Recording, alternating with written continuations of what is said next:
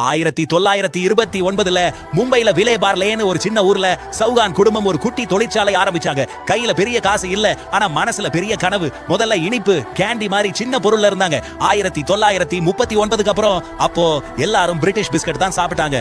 ஆனா இவங்க நம்ம இந்தியாவுக்கே உரிய ஒரு பிஸ்கட் பண்ணணும்னு முடிவு பண்ணி பார்லே குளூகோவோட கதையை ஆரம்பிச்சாங்க. மலிவான விலை, நல்ல சுவை, ஆற்றல், அதான் ரெசிபி. 1942 இந்தியாவை விட்டு வெளியேறு போராட்டம் வந்தப்போ வெளிநாட்டு பிஸ்கட் புறக்கணிச்சாங்க. பார்லே குளூகோ அப்போதான் ரொம்ப வேகமா எல்லாருடைய மனசுல நுழைஞ்சது. நகரமா கிராமமா எங்க பார்த்தாலும் அந்த பிஸ்கட் பேக் தான். 1980கள்ல பேர் பார்லே ஜி ஆச்சு. ஜீனா குளூகோஸ், பின்னாடி ஜீனியஸ். மஞ்சள் வெள்ள பேக்ல இருக்கும் அந்த பாப்பா படம், அது ஒரிஜினல் யாருமே இல்ல, கலைஞரின் கற்பனை. ஆனா அது இந்தியாவின் ஒவ்வொரு வீட்டிலும் அன்போட வைக்கப்பட்ட படம். 2000க்குள்ள உலகின் நம்பர் 1 விற்கும் பிஸ்கட். 2020 கொரோனா காலத்துல கூட மக்களோட பசியை, மனசை இரண்டையும் நிரப்பியது.